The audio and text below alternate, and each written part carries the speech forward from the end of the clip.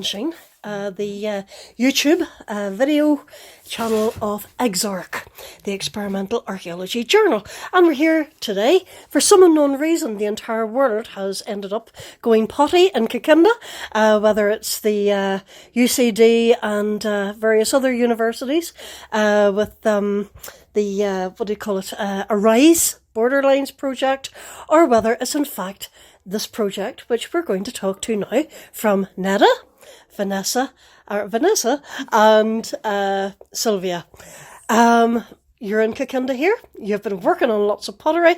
Yes. And we're going to start talking to you about, tell us all about what you've been doing. Okay, maybe I can start. Yes. So I'm Neda from Intermunicipal Institute for the Heritage Protection in Subotica. I'm a part of this Borderline Arise project from the start. So we are dealing, actually Miroslav Maric and I, with the Neolithic part of the site, and there is a really interesting phenomenon in the late Neolithic phase of the site, that we have mixed assemblages of the Tisa and Vinca material culture in the same context.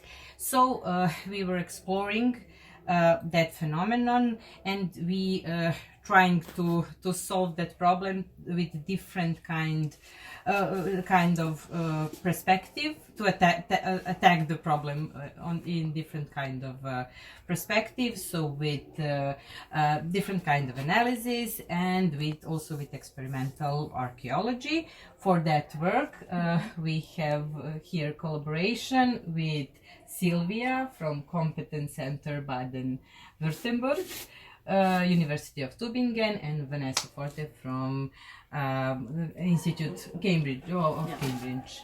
Right. So they will tell you more about that. Okay, so if you want to tell us a wee bit about your experimentation that you've been working on, and maybe show some examples of what you've been doing. This is the results of our experimental archaeology session we had last year. This is the result of last year, that we focus on the oxidizing firing. And this is the experiment we had this year, and was about the oxidizing, the reducing firing. And you can see different colors, because this is the main difference that Sylvia maybe will explain well, between the two firings. This is in presence of oxygen, and this is in absence of oxygen. The procedure is specific because we intervene in a specific moment of the firing, closing the pit where we fire the pottery, and trying that the smoke that produced from the close of the pits make the pots black. Right. So, do you want to give us a wee bit about your side of stuff? Yes, of course. So, as Neda was saying, I work in a Competence Center for Archaeometry in the University of Tübingen. And I started to work with Neda actually in 2012. We were together in a project, Rise of Metallurgy in Eurasia of University College London, and where Neda was a pottery specialist. And in the frame of this project, I was studying pottery technology through archaeometric approach. And together we developed this kind of approach, in which we would like to combine, of course, typological information, but also the study of technology through archaeometry, but also through experimental archaeology. That's why also we are collaborating with Vanessa. And a few years ago, I started to do some archaeometric analysis within the project of EXARC. And we decide, of course, when you do this type of analysis, you have some answer, but you have also new questions. Mm-hmm. And that's why we were trying to use these experiments as a way to test our technological hypothesis of how this pottery was made. And one of the main thing that we were noticing is also this very interesting differentiation in firing procedures. So it looks like that there are some materials that are intentionally producing with this kind of reducing atmosphere, so with not much oxygen, in order to achieve these black colors.